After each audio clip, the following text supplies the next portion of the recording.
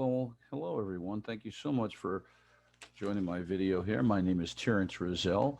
I am a master's level therapist completing my PhD in general psychology. I've been a therapist now for about 25 years, and I try to do videos that I think will help people and to give people information that can best help them to live a healthier life or develop healthier functioning in life. Today's video, I'm going to be discussing unhealthy relationships. I'm going to be discussing unhealthy relationships. It's amazing to me. I know very intelligent men and women, people that are not stupid by any stretch of the imagination, but who continue to make decisions to place themselves in extremely unhealthy relationships. I see this a lot with women, men. And I just want to give you some tips to help you to break this cycle of getting into unhealthy relationships. Now, unhealthy relationships are not just romantic relationships, not just sexual relationships. You can get into unhealthy relationships through unhealthy processes and unhealthy dynamics and unhealthy principles with your children. So I help people who get into very unhealthy relationships with their children, unhealthy relationships with their spouses, unhealthy relationships in general. So first I want to define what are unhealthy relationships. Unhealthy relationships are usually defined by being codependent. And codependent relationships, basically, as I define them, are relationships that are extremely out of balance in the core areas, in the core dimensions of human beings. Human beings are all multidimensional. We're not just mental and psychological, we're also emotional. We're not just emotional, we're also physical. We're not just physical, we're also spiritual, and we're not just spiritual, we're also social. So we have these five core dimensions that human beings function in. Unhealthy relationships tend to deteriorate us in all five of these core dimensions. One of the characteristics in unhealthy relationships are relationships that are healthy should be reciprocal. That means it's giving and taking. But unhealthy relationships are normally in very imbalanced and very unhealthy because they're relationships based on just taking, on one person taking and one person just giving. So one person's taking, you're in relationships, and all is in this relationship. There's no reciprocal of love, understanding, of listening to each other. It's just one person being heard, one person taking. And it was just a one-way relationship. Well, all of us are human beings, so we all have limited resources. We have limited resources emotionally. Excuse me, we have limited resources mentally, psychologically. We're all very limited. So if you're the only one that's giving, it's only a matter of time before you become bankrupt. And when you become bankrupt, you become very unhealthy. So unhealthy relationships, they don't give. Also, unhealthy relationships are extremely draining because there's no reciprocal continuity of giving back to each other. That means one person is always getting and one person is always taking. It's not long before you're drained. You're drained mentally, you're drained emotionally, you're drained physically, spiritually, and socially. Unhealthy relationships are absolutely exhausting. If you've ever been in an unhealthy relationships, just remember, these individuals always asking for something, always asking for your time, always asking for your money, always asking for rides, just always take, because these individuals are takers by nature. They're takers. And you know what they love to do? They love to get in relationships with people that are givers. Unhealthy relationships with these type of individuals, these relationships, they're very predatory. That means they're looking for someone that they can take advantage of. They're looking for someone who's kind, who's giving, who's for a giving person, who's a loving person, because they know that that individual is easy for them to manipulate. So So healthy relationships assist you in becoming the best you that you can be. So healthy relationships allow you and assist you in becoming the best person that you can be, not unhealthy relationships. Or unhealthy relationships hinder you from being the best that you can be. I remember I had a client that told me she was going to school and she was in an unhealthy relationship with a young man who was very controlling. So every time she went to go and do her homework and study for her school and do her assignments, he would pick this time to get into an argument with her. And he would get into an argument with her every time she had to go and study. And basically hindering her from completing her academic responsibilities and hindering her from being successful in college. Why? Because if she graduated from college, she would become financially independent and would no longer really need him.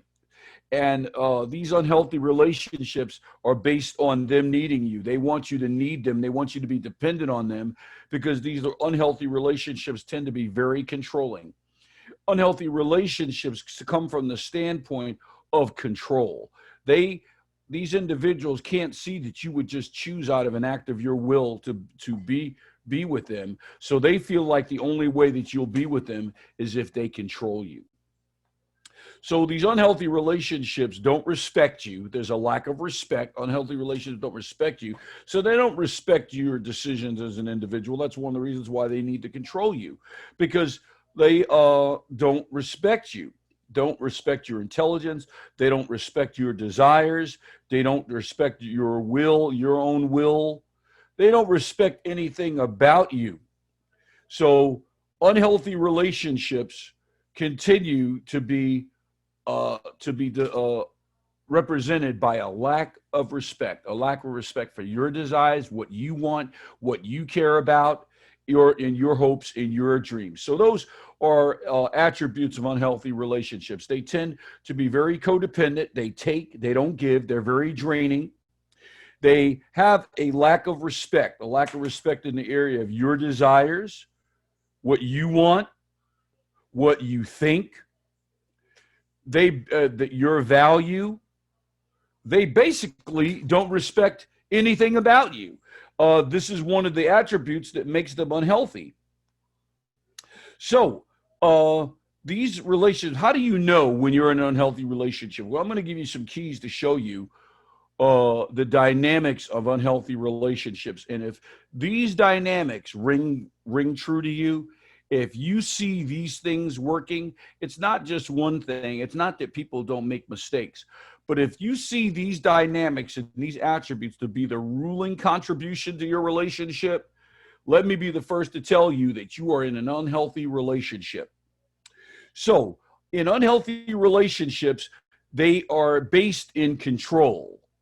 And in order to control people, they have to exercise certain attributes. They have to exercise certain techniques to maintain control. One of those two basic techniques come in two forms. They come in the form of manipulation and deception. Deception. I'll go with the deception first. You'll find these individuals to be very dishonest. Getting the truth out of them is like drilling for oil. It takes work. You have to keep asking and keep asking and keep asking. You'll ask questions and they won't answer the questions. You'll have to ask again. Sometimes you'll have to ask these people 3 and 4 times, and even then you won't get a complete answer from them.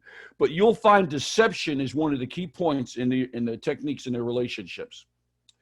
And they come in the form of disinformation. Disinformation is information it's mixed with lies. So it's partial truth. And it's designed to mislead you. So they will give you partial truth. Did you go to work today? Yeah, I went to work today. But they won't tell you that they left early. They won't tell you that their check is going to be short and they're not going to be able to help you with the groceries or the power bill. But they tell you portions of the truth. So they move in disinformation. If you'll notice, the media does this exact same thing when they're manipulating people to believe things that are not true, they will engage in misinformation and disinformation. Another one is disinformation. What is that's disinformation. Misinformation, false or inaccurate information designed to deceive you, and then outright lies.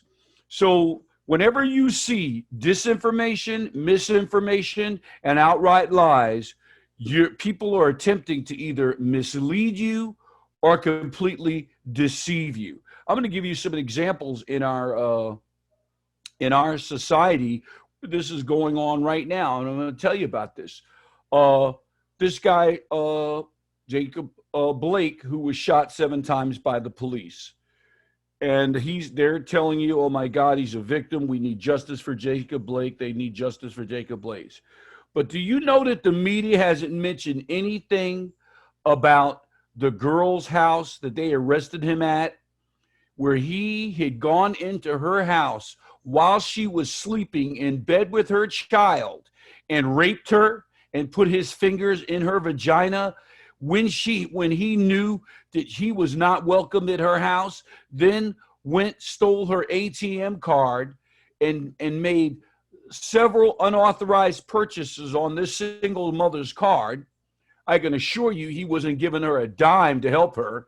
And he was taking her vehicle. Do you notice that you don't see anything like that in the media? He had a knife in his hand that was designed to gut a person, to open up your bowels. The police asked him to stop several times. He refused to stop. Then he went reaching in his car. I'm sorry, but if you got a knife in your hand and I've asked you to stop, and then you're reaching in your car, who with any common sense and judgment who wants to live wouldn't have shot him? Police on many occasions and law enforcement have tried to save the person by giving just a wounding the person without shooting a fatal shot, and ended up getting killed by the person that they were trying to save. When the person was only wounded, they were able to get off a last shot and kill them. So that's why police don't just try to wound you, but when they're engaging someone who's a violent felon, because they know that if they only wound the person, that person has a chance that could get off a shot that could kill them. So if you were in this business and you followed police for a while, you'd find that out. So why aren't these people giving us all the information? Because they are trying to build a false narrative.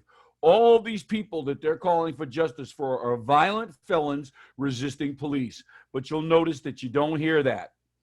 You only hear that they're victims. You only hear that they're victims and they were mistreated by the police. But you don't hear the other side. So what you get is disinformation and misinformation and outright lies. And this is done. When people do this, this is a form of manipulation and deception that is used to manipulate you and to deceive you and mislead you. And these same dynamics happen in relationships. Now, I want to share with you several dynamics of behavior that are usually present in unhealthy relationships. So we talked about manipulation. It's always about manipulation, using people in manipulation. And it's about deception, using disinformation, misinformation, outright lies, and avoiding telling you the truth. But another dynamic is emotional blackmail. Emotional blackmail is when people try to use and manipulate your own good attributes and values, your kindness, your propensity to be merciful, to be trusting, and to be loving. They use that against you. So when you catch them on something, they'll then turn it on you and say to you, "Why are you calling me a liar? Are you just putting me down? Are you just lying, treating me like that because I'm black? Do you think all black people are liars? Are you racist?" These are all forms of emotional blackmail, using your good nature against you to manipulate you so that you don't follow your own good judgment and instincts that are telling you that something is wrong with this person. So they use emotional blackmail to get you to doubt yourself, to doubt you being aware of their behaviors when you're realizing what these people are doing to you. They use emotional blackmail to then make you feel guilty for you using your God-given instincts, because you're realizing that these people are pathological liars and they're using you and they're hurting you and they're manipulating you, and they turn those positive feelings against you. Because this is what people that manipulate, this is what these users do. They use your own good emotions of kindness and your own attributes against you. They'll have you apologizing for questioning them when you had every right to question you. They'll have you, if you're a parent, these kids will have you apologizing for being a healthy parent with boundaries and questioning their motives and their behaviors.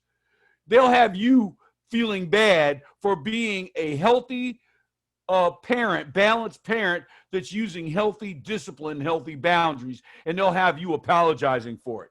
Don't be manipulated. Don't operate in these unhealthy relationship styles and attributes. Another one that you'll see that manipulators in unhealthy relationships that they use is something called crazy making. This is when they make you think that something's wrong with you. Something's wrong with your hearing. Something's wrong with your morals. It's your behavior that's wrong, not theirs.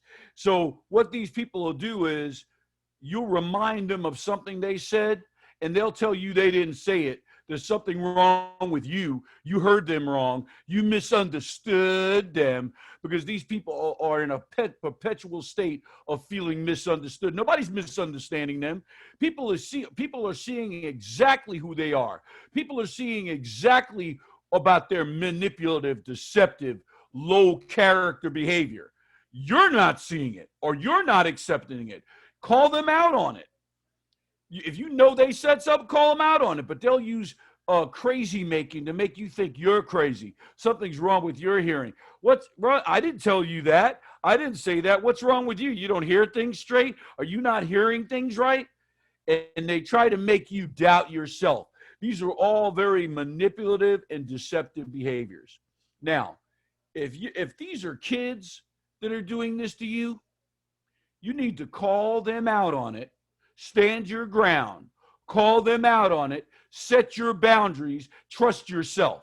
Trust yourself. It is insane to trust a 15, 16-year-old more than you trust your own personality and character and decision-making process. It is insane for you to sit there and let a 15-year-old tell you something's wrong with you. That's insane. You need to call them out on it. Call them out on it. Call them. If they're lying, tell them they're lying. If they're trying to manipulate you and deceive you, call them out on this behavior. And you set your boundaries and you hold your ground, because that's what young people need. They need strong parents, intelligent, critical thinking parents with common sense to hold their ground as parents and do what you know is right.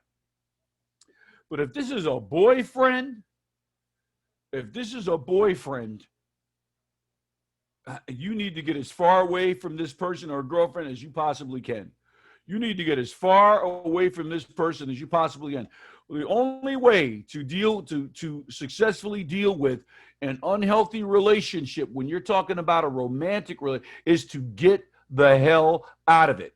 The longer you stay, the more harm will be done with you. Now, let me tell you,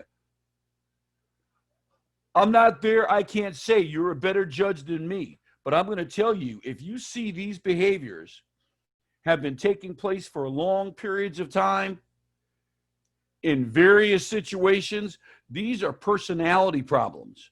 These issues are not easily taken away. These individuals end up acting this way and behaving this way all their lives and becoming more skilled at it and hurting more people and having more victims on the way. So I don't want you to be deceived to think that you're just going to bring this person to counseling and after a while they're going to be fine. These individuals usually do this stuff for the rest of their life. I have seen some people come out of it. I have had experience in counseling where I had people come out and change. But it's hard work. It takes getting honest with themselves. And a lot of people are just not willing to do that. So if you're in an unhealthy relationship, and if you've been in an unhealthy relationship for a long period of time, I would encourage you to get counseling. These relationships are extremely damaging to your self-esteem, to your self-worth. Unhealthy relationships, these people are very damaging to your self-esteem, to your self-worth, and to your self-image and the way you value yourself as a person, because they're continuously making you doubt yourself and making you think that something's wrong with you when in reality something is wrong with them. So I would encourage you to get some counseling. Go to a therapist. Can't hurt, and it can help you figure this thing out and what you need to do with it. So please, if you've been in a unhealthy relationship like this, get help, get some counseling, get a good skilled counselor to help you to process through these things so that you can begin to make healthy decisions. And if you're a person who's continuously getting yourself in these relationships, I can tell you right now, you're going to need a skilled counselor to help you to get it to the core of what is causing you to be attracted to these type of individuals who just want to use you, hurt you, lie to you, cheat on you, and then treat you like you're worth nothing. If you're attracted to people like this and you find yourself continuously attracted to this type of individual, yes, I would please encourage you, almost beg you to please go get some counseling, get some help. You're worth it. And you can break the cycle of making these unhealthy decisions of continuously availing yourself and making yourself vulnerable to these type of individuals. So thank you so much. My name is Terrence Rizal. My website is therapistrizal.com. My email is info@therapistrizal.com. If I could be of any further help to you, please contact me. Please give me a like on my video. I would be glad to talk with you. If I cannot do the counseling for you, I will try to help you find somebody who will. Thank you so much, and I hope you have a great evening.